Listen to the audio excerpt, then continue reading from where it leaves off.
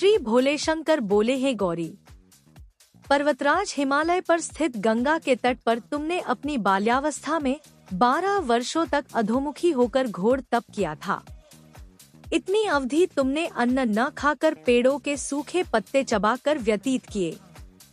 माघ की विकराल शीतलता में तुमने निरंतर जल में प्रवेश करके तप किया। वैशाख की जला देने वाली गर्मी में तुमने पंचाग्नि से शरीर को तपाया। श्रावण की मूसलधार वर्षा में खुले आसमान के नीचे बिना अन्नजल ग्रहण किए समय व्यतीत किया। तुम्हारे पिता तुम्हारी कष्ट साध्य तपस्या को देखकर बड़े दुखी होते थे, उन्हें बड़ा क्लेश होता था। तब एक दिन तुम्हारी तपस्या तथा पिता के क्लेश को देखकर नारद जी तुम्हारे घर पधारे। तुम्हारे पिता ने हृदय से अतिथि सत्कार करके उनके आने का कारण पूछा। नारद जी ने कहा, गिरिराज, मैं भगवान विष्णु के भेजने पर यहाँ उपस्थित हुआ हूँ। आपकी कन्या ने बड़ा कठोर तप किया है। इससे प्रसन्न होकर वे आपकी सुपुत्री से विवाह करना चाहते हैं। इस संदर्भ में आपकी राय जानना चाहता हूँ। नारद जी की बात सुनकर गिरिराज गदगद हो उठे। उनके तो जैसे सारे क्लेश ही दूर हो गए। प्रसन्नचित होकर वे बोले, श्रीमान, यदि स्वयं विष्णु मेरी कन्या का वरण करना चाहते हैं तो भला मुझे क्या आपत्ति हो सकती है। वे तो साक्षात ब्रह्मा है। हे महर्षि, यह तो हर पिता की इच्छा होती है कि उसकी पुत्री सुख संपदा से युक्त पति के घर की लक्ष्मी बने। पिता की सार्थकता इसी में है कि पति के घर जाकर उसकी पुत्री पिता के घर से अधिक सुखी रहे। तुम्हारे पिता की स्वीकृति पाकर नारद जी विष्णु के पास गए और उनसे तुम्हारे ब्याह के निश्चित होने का समाचार सुनाया। मगर इस विवाह संबंध की बात जब तुम्हारे कान में पड़ी तो तुम्हारे दुख का ठिकाना न रहा। तुम्हारी एक सखी ने तुम्हारी इस मानसिक दशा को समझ लिया और उसने तुमसे उस विक्षिप्तता का कारण जानना चाहा। तब तुमने बताया, मैंने सच्चे हृदय से भगवान शिवशंकर का वरण किया है, किंतु मेरे पिता ने मेरा विवाह विष्णु जी से निश्चित कर दिया। मैं विचित्र धर्म संकट में हूँ। अब क्या करूँ? प्राण छोड़ देने के अतिरिक्त अब कोई भी उपाय शेष नहीं बचा है। तुम्हारी सखी बड़ी ही समझदार और सूझबूझ वाली थी। उसने कहा, सखी, प्राण त्यागने का इसमें कारण ही क्या है? संकट के मौके पर धैर्य से काम लेना चाहिए। नारी के जीवन की सार्थकता इसी में है कि पति रूप में हृदय से जिसे एक बार स्वीकार कर लिया, जीवन पर्यंत उसी से निर्वाह करें। सच्ची आस्था और एक निष्ठा के समक्ष तो ईश्वर को भी समर्पण करना पड़ता है। मैं तुम्हें घनघोर जंगल में ले चलती हूँ, जो साधना स्थली भी हो और जहाँ तुम्हारे पिता तुम्हें खोज भी न पाएं। वहाँ तुम साधना में लीन हो जाना। मुझे विश्वास है कि ईश्वर अवश्य ही तुम्हारी सहायता करेंगे। तुमने ऐसा ही किया।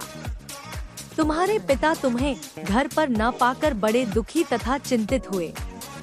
वे सोचने लगे कि तुम जाने कहाँ चली गई। मैं विष्णु जी से उसका विवाह करने का प्रण कर चुका हूँ।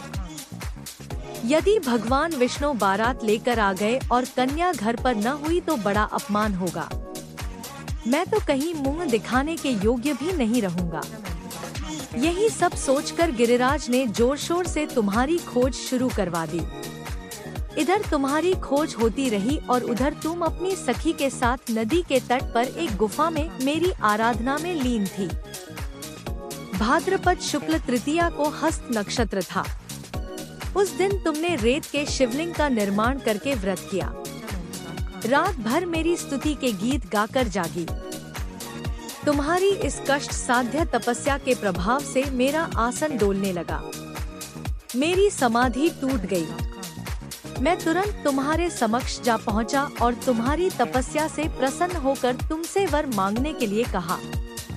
तब अपनी तपस्या के फलस्वरूप मुझे अपने समक्ष पाकर तुमने कहा, मैं हृदय से आपको पति के रूप में वरण कर चुकी हूँ।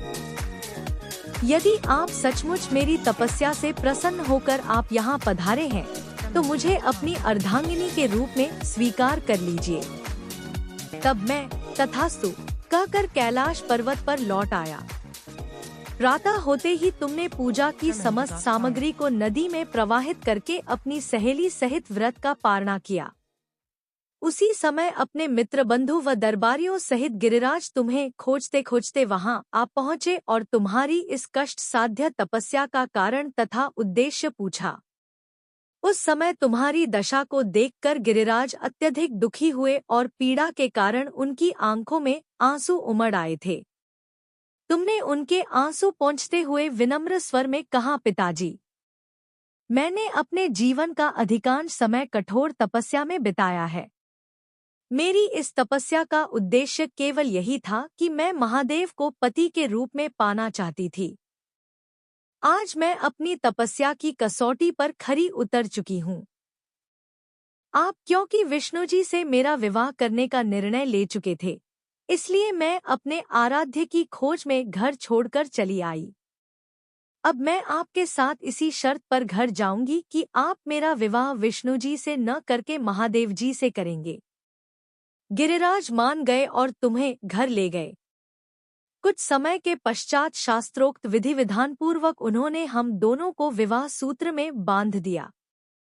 हे पार्वती, भाद्रपद की शुक्ल तृतीया को तुमने मेरी आराधना करके जो व्रत किया था, उसी के फलस्वरूप मेरा तुमसे विवाह हो सका। इसका महत्व यह है कि मैं इस व्रत को करने वाली कुनारियों को मनोवांछित फल देता हूँ। इसलिए सौभाग्य की इच्छा करने वाली प्रत्येक युवती को यह व्रत पूरी एकनिष्ठा तथा आस्था से करना चाहिए। अगर आपको ये कहानी पसंद आई है तो लाइक करें और ऐसी ही कहानियाँ के लिए मेरा चैनल सब्सक्राइब करें।